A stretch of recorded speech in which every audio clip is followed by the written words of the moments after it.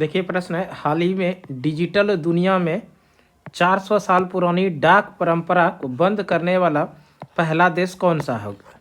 यानी प्रश्न पूछा गया, डिजिटल दुनिया में 400 साल पुरानी डाक परंपरा को बंद करने वाला दुनिया का पहला देश कौन सा है। तो डाक परंपरा को बंद करने वाला दुनिया का पहला देश जो बना वो डेनमार्क बना। डेनमार्क, अगर बात कर ले हम लोग डेनमार्क, तो इस डेनमार्क की राजधानी कहाँ है, तो ये भी ध्यान रखिएगा, डेनमार्क की राजधानी है कोपेनहेगन। और यहीं पर 400 साल पुरानी डाक परंपरा को अभी बंद किया गया है। देखिए अगला प्रश्न है, हाल ही में किस देश की पहली महिला राष्ट्र प्रधानमंत्री, हाल ही में किस देश की पहली महिला प्रधानमंत्री जिसका नाम है खालिदा जिया का निधन हुआ। हाल ही में किस देश के प्रधानमंत्री जिसका नाम था खालिदा जिया, इनका निधन हो गया। तो ये बांग्लादेश की पूर्व प्रधानमंत्री रही थी और बांग्लादेश की प्रथम महिला प्रधानमंत्री भी थी। ये प्रधानमंत्री यानी खालिदा जिया जो है प्रधानमंत्री के रूप में बांग्लादेश के 2 बार ये प्रधानमंत्री रही थी, 1991 से 1996 और 2001 से 2006 के बीच में। अगला प्रश्न है, हाल ही में इजराइल सरकार ने 2026 में किसे शांति पुरस्कार देने की घोषणा की। इजराइल सरकार ने 2026 में शांति पुरस्कार देने की घोषणा किया है डोनाल्ड ट्रंप को, जो कि अमेरिका के वर्तमान में राष्ट्रपति हैं।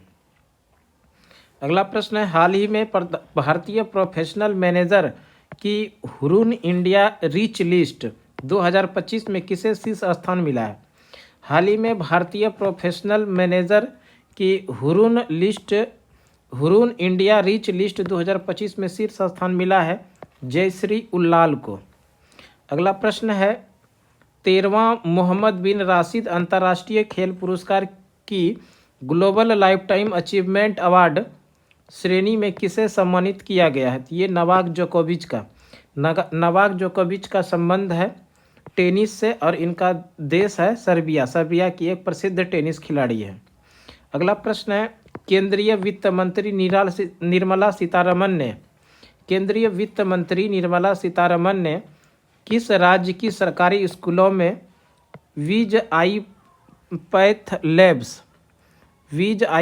पथा लैब्स लॉन्च की है। तो कर्नाटक राज्य के अंदर में AI कृत्रिम बुद्धिमत्ता को बढ़ावा देने के उद्देश्य से। अगला प्रश्न है, हाल ही में इंडियन AI रिसर्च ऑर्गेनाइजेशन की घोषणा किसने की। हाल ही में इंडियन AI रिसर्च ऑर्गेनाइजेशन की घोषणा किया गुजरात ने। अगला प्रश्न है, हाल ही में T20 महिला क्रिकेट में सर्वाधिक विकेट लेने वाली गेंदबाज कौन है। हाल ही में T20 महिला क्रिकेट में सर्वाधिक विकेट लेने वाली गेंदबाज है दीप्ति शर्मा, जिन्होंने कुल मिला के T20 क्रिकेट में 152 विकेट ली है। अगला प्रश्न है, केंद्रीय मंत्री राम नायडू ने ध्रुव NG हेलीकॉप्टर का उद्घाटन कहाँ किया। केंद्रीय मंत्री राम मोहन नायडू ने ध्रुव NG हेलीकॉप्टर का उद्घाटन किया बेंगलुरु में। साथ में ध्यान रखिएगा, राम मोहन नायडू ये नागरिक उड्डयन मंत्री हैं।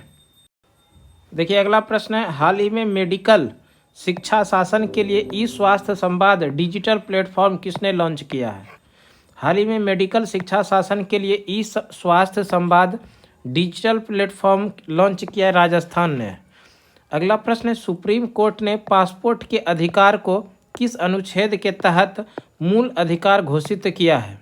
सुप्रीम कोर्ट ने किस अधिकार को यानी पासपोर्ट के अधिकार को किस अनुच्छेद के तहत मूल अधिकार घोषित किया है। तो अनुच्छेद 21 है और अनुच्छेद 21 के अंदर में प्राण एवं दैहिक स्वतंत्रता का अधिकार है। अगला प्रश्न है, 27वीं महिला सीनियर नेशनल बैडमिंटन चैंपियनशिप का एकल वर्ग का खिताब किसने जीता। 27वीं महिला सीनियर नेशनल बैडमिंटन चैंपियनशिप का एकल वर्ग का खिताब जीता है सूर्य तामिरी ने। अगला प्रश्न है, हाल ही में केंद्रीय मंत्री अमित शाह ने कहां पर बंटा द्रवा थाना का उद्घाटन किया। हाल ही में केंद्रीय मंत्री अमित शाह ने कहां पर बंटा द्रवा थाना का उद्घाटन किया। तो ये असम के अंदर। अगला प्रश्न है, हाल ही में अटल स्मृति न्यास का अध्यक्ष किसे नियुक्त किया गया। हाल ही में अटल स्मृति न्यास का जो अध्यक्ष नियुक्त किया गया है वो है M वेंकैया नायडू, भारत के पूर्व उपराष्ट्रपति थे। इन्हीं को अटल स्मृति न्यास परिषद का अध्यक्ष बनाया गया है।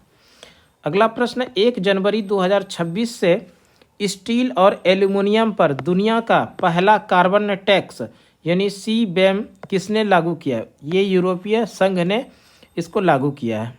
अगला प्रश्न, हाल ही में YJ-20 हाइपरसोनिक मिसाइल का सफल परीक्षण किस देश ने किया? तो वो चीन ने किया है।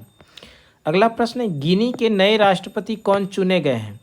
गिनी के नए राष्ट्रपति चुने गए मामाडी डोम्बोया। मामाडी डोम्बोया गिनी के नए राष्ट्रपति चुने गए हैं।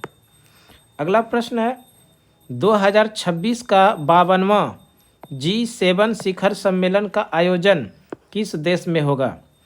2026 का 52वां G7 शिखर सम्मेलन का आयोजन फ्रांस में होगा।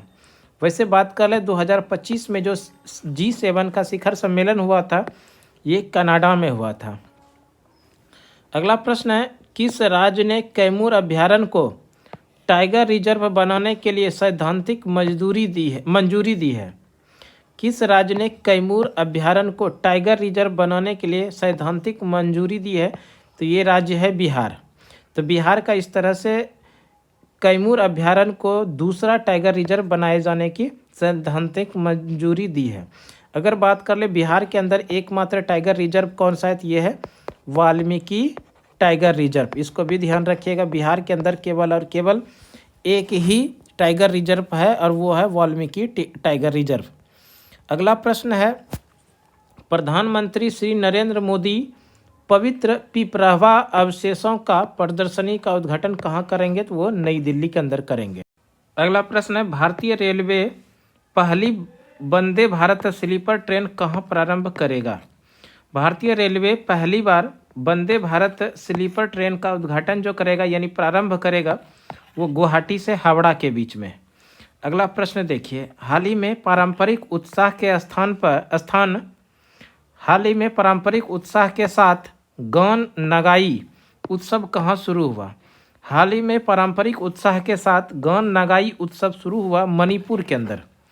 अगला प्रश्न है, हाल ही में कानूनी अधिकार पाने वाली दुनिया की पहली कीड़े का प्रजाति कौन सी है? हाल ही में कानूनी अधिकार पाने वाली दुनिया की पहली कीड़े की प्रजाति जो है ये है बिना डंक वाली मधुमक्खी। तो इस तरह से बिना डंक वाली जो मधुमक्खी है इसको हाल ही में कानूनी अधिकार ये पाने वाली दुनिया की पहली प्रजाति हो गई। अगला प्रश्न है, हाल ही में भारत सरकार ने किसके साथ न्यूक्लियर फैसिलिटी की जानकारी का आदान प्रदान किया? तो वह है पाकिस्तान। तो ये कुछ इंपॉर्टेंट करंट अफेयर्स के क्वेश्चन हो गए। कुमार गौरव सर के द्वारा जो पढ़ाया गया था करंट अफेयर्स का सेशन उसी से रिवीजन क्लास के तौर पे आप लोगों को बताने का कोशिश किया गया। हमें उम्मीद है ये क्लास आप लोगों के लिए निश्चित रूप से कम समय में बेहतर तैयारी के लिए उपयोगी हो सकता है।